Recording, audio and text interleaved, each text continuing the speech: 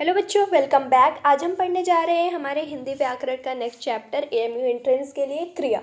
इसके पहले हमने हिंदी व्याकरण के कई सारे चैप्टर्स को कंप्लीट कर रखा है। अगर आपने वो वीडियोस नहीं देखी हैं तो डिस्क्रिप्शन में आपको प्लेलिस्ट की लिंक मिलेगी, वहाँ से जाके वो वीडियोस देखें। आज हम जानेंगे क्रिया किसे कहते हैं। सबसे पहले अगर मैं सिंपल भाषा में बताऊं तो काम के करने या होने का जो बताता है उसे क्रिया कहते हैं। एक बार ब्रीफ में डेफिनेशन पढ़ेंगे। जो शब्द किसी कार्य के होने, करने अथवा किसी घटना के घटने, किसी व्यक्ति या वस्तु की स्थिति आदि का बोध कराते हैं वे क्रिया कहलाते हैं। ठीक है, यहाँ पे फोकस किस पे किया जाता है? काम के होने पे। कोई ऐसा व्याकरण का हिस्सा जिससे आपको पता चले कि काम हो रहा हो उसे हम क्या कहते हैं? क्रिया कहते हैं। जैसे नेहा पढ़ रही है, यहाँ पे एक काम किया जा रहा है। कौन सा काम? पढ़ने का काम। नेहा पढ़ रही है, क्या है? एक क्रिया है। ठंडी हवा चल रही है, चल रही है यहाँ पे क्या है? क्रिया है। तो जब भी आपको किसी काम का पता चले, किसी घटना के घटने का पता चले, वो सारे क्या होंगे? क्रिया होंगी। ठीक है, आगे बढ़ेंगे। अब हम क्रिया के दो चीज़ बहुत इंपॉर्टेंट होते हैं। कर्ता। कर्ता किसे कहते हैं? हम जो काम करता है उसे कर्ता कहते हैं हम। जैसे अंशु पढ़ रही है, तो यहाँ काम कौन कर रहा है? काम यहाँ कौन कर रहा है? अंशु कर रही है। कौन सा काम कर रही है? पढ़ने का काम कर रही है। तो कर्ता कौन हुआ यहाँ पे? अंशु हुई। इसी तरीके से राम खेलने जा रहा है, तो उसमें कर्ता कौन होगा? कौन जा रहा है? राम जा रहा है। राम क्या होगा? कर्ता होगा। तो जो काम करता है, जो इंसान या जानवर काम कर रहा होता है, वो कौन होता है? कर्ता होता है, काम करने वाला। फिर आपको एक चीज़ और सीखनी है, धातु। धातु किसे कहते हैं? क्रिया के मूल रूप को धातु कहते हैं। क्रिया का जो मूल रूप होता है वो धातु कहलाता है। मूल रूप किसे कहते हैं? ओरिजिनल। ओरिजिनल जो फॉर्म होता है क्रिया के शब्द का, वो धातु कहलाता है। जैसे आपने बहुत सारे क्रिया सुने होंगे, लिखना, लिखेगा, लिखता। ठीक है, ये सारे जो लिखना, लिखता, लिखेगा, ये सारे क्या हैं? क्रिया हैं। और ये इनका ओरिजिनल एक शब्द है जहाँ से वो निकल के आए हैं, वो कौन है? लिख है। बात समझ नहीं आ रही है? एग्जाम्पल से समझिएगा। ये समझ लीजिए पापा है। लिख जो शब्द है वो पापा है, और उससे कई सारे बच्चे निकल के आए। उससे लिखता भी आया, उससे लिखना भी आया, उससे लिखेंगे भी आया। तो धातु कौन होगा? यहाँ लिख होगा। दूसरा एग्जाम्पल देखिएगा, पढ़। पढ़ एक क्रिया का धातु है। इससे कई सारे बच्चे निकलते हैं। पढ़ूंगा, पढ़ना, पढ़ेगा। ठीक है, ये सारे क्या हैं? पढ़ से निकल के आए। तो जो क्रिया का मूल रूप होता है वो धातु कहलाता है। जैसे खेलना, खेलूंगा, खेलेगा, इन सब का धातु अगर आपसे पूछे तो आप क्या बोलोगे? खेल। ठीक है, जो ओरिजिनल फॉर्म होता है जहाँ से शब्द निकल के आते हैं, क्रिया शब्द निकल के आते हैं, उन्हें हम क्या कहते हैं? धातु कहते हैं। नेक्स्ट मूव करेंगे। अब आगे हम समझेंगे क्रिया के भेद। क्रिया को दो आधारों पे बांटा गया है। एक है प्रयोग के आधार पे, एक है रचना के आधार पे। इस वीडियो में हम बात करेंगे प्रयोग के आधार पे क्रिया के भेद। नेक्स्ट वीडियो आएगी, सेकंड पार्ट आएगा क्रिया का, उसमें हम जानेंगे रचना के आधार पे क्रिया के भेद। मैंने एक वीडियो में नहीं किया क्योंकि काफ़ी लंबी वीडियो हो जाती। क्रिया काफ़ी लंबा पोर्शन है। रचना के आधार पे उसको कई पार्ट में डिवाइड किया गया, ऑलमोस्ट 7 और 8 पार्ट्स में। तो इसलिए वीडियो को हम 2 बार करके सीखेंगे क्रिया को। अभी हम सीखते हैं प्रयोग के आधार पे क्रिया के भेद।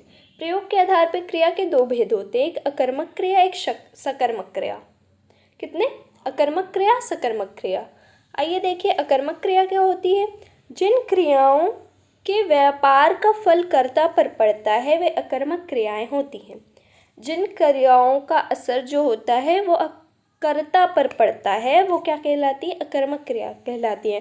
पहली चीज़ आपको याद रखनी है कि अकर्मक क्रिया में जो काम का असर होता है वो कर्ता पे होता है, काम को करने वाले पे होता है। फिर से रिपीट करी मैं कि अकर्मक क्रिया में जो काम का असर होता है वो किस पे होता है? कर्ता पे होता है। लिखते जाइएगा, साथ साथ में भूलेंगे आप, तो कर्ता पे असर पड़ता है। दूसरी चीज़ आपको कर्मक क्रिया के बारे में याद रखनी है कि इन क्रियाओं में कर्म कारक नहीं होता। कर्म कारक हमने क्या पढ़ा था? कर्म कारक कौन सा होता है? कर्ता ने कर्म को जो होता है ना, वो कर्म कारक होता है। यहाँ आपको बताया जा रहा है कि अकर्मक क्रिया में अक्सर कर्ता कर्म कारक नहीं होता, को नहीं होता है। दूसरी चीज़ याद रखिए आपने कि अकर्मक क्रिया में कर्म कारक आपको नहीं मिलेगा, बाकी कारक हो सकते हैं। अब एग्जाम्पल देखिए, दादी जी कुर्सी पर बैठी हैं। यहाँ पे कर्ता कौन है? दादी जी हैं। ठीक है, कुर्सी पर ये बैठी हुई हैं। यहाँ पे आपको कर्म कारक नहीं देखने को मिलेगा, पर दूसरा कारक है। ठीक है, तो ये कौन सा अकर्मक क्रिया है? यहाँ पे कोई भी कर्म आपको नहीं दिख रहा है, फोकस सारा है दादी जी पे कि दादी जी कुर्सी पे बैठी हैं। कौन कुर्सी पे बैठा है? दादी जी कुर्सी पे बैठी हैं। सारा फोकस दादी के ऊपर है, कर्ता के ऊपर है। और यहाँ पे कोई भी कर्म कारक आपको नहीं मिला। ये क्या कहलाएगा? कर्मक क्रिया कहलाएगी। आपको ये पहचानना है। सेकेंड है सकर्मक क्रिया। सकर्मक क्रिया कौन सा है? सकर्मक क्रिया वो होती है जिसपे सारा फोकस कर्म पे होता है, जिसपे काम का असर किस पे होता है? कर्म पर होता है। ऊपर क्या पढ़ा था हमने? कर्मक क्रिया में काम का असर कर्ता पर पड़ता है, और यहाँ पे किस पे पड़ता है? कर्म पे पड़ रहा है। ठीक है, नेक्स्ट मूव करेंगे। अब डिफरेंस देख लीजिए इसको पहचानने का। सकर्मक क्रिया में कर्ता, क्रिया, कर्म तीन उपस्थित होते हैं। अकर्मक क्रिया में कर्ता और क्रिया तो होता है लेकिन कर्म नहीं होता, ये हमने पहले देख लिया था। ठीक है, यहाँ पे कर्ता किसको प्रभावित करती है? सकर्मक क्रिया में कर्ता कर्म को प्रभावित करती है, लेकिन यहाँ पे कर्म पर कोई प्रभाव नहीं पड़ता है, यहाँ पे कर्ता पे प्रभाव पड़ता है। हम सकर्मक क्रिया के भेद देखते हैं। अभी हमने जो सकर्मक क्रिया पढ़ा, कर्मक सकर्मक, सकर्मक को भी दो भागों में डिवाइड किया गया है। एक है एक कर्मक क्रिया, दूसरा है द्विकर्मक क्रिया। ठीक है, पहले एक कर्मक क्रिया को समझते हैं। जिस क्रिया में केवल एक कर्म हो उसे एक कर्मक क्रिया कहते हैं। यहाँ पे सिर्फ एक कर्म होता है, काम का असर सिर्फ एक चीज़ पे पड़ रही होती है। जैसे बच्चा फल खाता है, यहाँ पे सारा असर किस पे पड़ रहा है? फल पे पड़ रहा है। एक ही कर्म है यहाँ पे, एक कर्म है। गाय पानी पीती है, क्या पीती है? पानी पीती है, एक ही कर्म है यहाँ पे। ठीक है, फल यहाँ पे पानी में एक एक कर्म आता है। लेकिन द्विकर्मक क्रिया वो क्रिया होती है, इसके नाम से आप समझ जाओ द्वय, तो इसमें दो कर्म होते हैं। ठीक है, जैसे औरत पक्षियों को दाना डाल रही, यहाँ पे आपको दो कर्म देखने को मिल रहे हैं। सिर्फ ऐसा हो सकता था औरत पक्षी को दाना डाल रही, औरत पक्षियों को दाना डाल रही, यहाँ पे दो कर्म आ रहे हैं, दाना डाल रही। ठीक है, आगे नहीं समझ में आया तो और एग्जाम्पल्स है जिससे आपको द्विकर्मक क्रिया क्लियर हो जाएगी। जैसे सोहन ने गुरु जी को प्रणाम किया, ये द्विकर्मक का एग्जाम्पल है। सोहन ने गुरु जी को प्रणाम किया, यहाँ पे दो कर्म है। नर्स रोगी को दवा पिलाती है, दवा पिलाती है, यहाँ पे भी दो कर्म है। आप कैसे पहचानोगे इसको? ये सेंटेंसेस थोड़े लंबे होते हैं, यहाँ पे दो कर्म होते हैं। जैसे वहाँ पे राम खाना खाता है, सोहन खाना खाता है, सिर्फ छोटी सी बात कह दी जाती है एक कर्म लेके, लेकिन यहाँ पे पूरा दो कर्म का इस्तेमाल करके सेंटेंस को बड़ा किया जा रहा होता है। नर्स रोगी को दवा पिलाती है, वगैरह वगैरह। ठीक है, अब हम थोड़ा क्वेश्चंस की प्रैक्टिस कर लेते हैं। क्या कितना समझ में आया आपको, एक बार देख लीजिए। नहीं समझ में आया होगा, do let me know in comment section, मैं फिर से समझाने की कोशिश करूँगी। निम्नलिखित में से सकर्मक क्रिया कौन सी है? सकर्मक क्रिया कौन सी है? ड्राइवर सो रहा था, वह कार में है, हाथी जंगल में है, राम कार चलाता है। तो हमने सकर्मक क्रिया में क्या पढ़ा था कि यहाँ पे कर्म कारक होता है, कर्म होता है। ठीक है, इस यहाँ पे सारा असर किस पे पड़ता है? कर्म पे पड़ता है। तो कर्म देखिएगा, ड्राइवर सो रहा था, कर्म है? नहीं है। वह कार में है, कर्म है? नहीं है। हाथी जंगल में है, कर्म है? नहीं।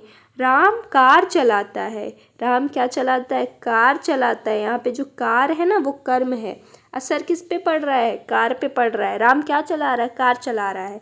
तो ये क्या होगा? ये सकर्मक क्रिया होगी। यहाँ पे कर्म है, क्या है? कर्म है, यहाँ पे आपको दिख रहा है।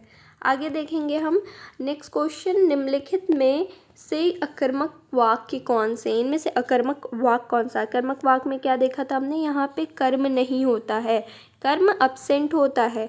इसके अलावा कर्म कारक भी नहीं पाया जाता है। यहाँ पे सारा असर किस पे पड़ता है? कर्ता पे पड़ता है, काम करने वाले पे सारा असर यहाँ पड़ता है। गाय घास खाती है, रानी गाना गाती है, संसद भवन दिल्ली में है, राजपूत पत्र लिखता है। ये देखो, घास यहाँ कर्म है, कर्म मौजूद है। रानी क्या गाती है? गाना गाती है। राजू क्या करता है? पत्र लिखता है। तीनों में कर्म है, तो ये तीनों हमारे गलत ऑप्शन होंगे। संसद भवन दिल्ली में है सही वाक्य होगा। ठीक है, क्योंकि यहाँ कोई भी कर्म नहीं है, सारा असर किस पे पड़ रहा है? कर्ता पे पड़ रहा है। आगे मूव करेंगे नेक्स्ट क्वेश्चन, चिड़िया आसमान में उड़ती है, इस वाक्य में कौन सी क्रिया है? अकर्मक क्रिया सकर्मक क्रिया आपको बतानी है। ठीक है, ये तो अभी हमने पढ़ नहीं रखा। तो आप ये बताओ अकर्मक क्रिया और सकर्मक क्रिया में से कौन सा है। चिड़िया आसमान में उड़ती है, यहाँ पे आप देखेंगे में कौन सा कारक होता है, कर्म कारक नहीं है। यहाँ पे सारा असर किस पे पड़ रहा है, कर्ता पे पड़ रहा है। चिड़िया उड़ रही है, फोकस किस पे, चिड़िया पे है। ये हमारा अकर्मक क्रिया होगा। यहाँ पे कारक जो है वो कर्म कारक ना होके अधिकरण कारक है, इसलिए ये अकर्मक क्रिया होगी। आई होप आपको समझ में आ गया होगा। क्रिया थोड़ी टफ है, आपको बार बार रिवीजन करने की ज़रूरत है। आप ज़्यादा से ज़्यादा MCQ सॉल्व करिए, आराम से ये पोर्शन हो जाएगा आपका। ठीक है, थैंक यू एवरीवन।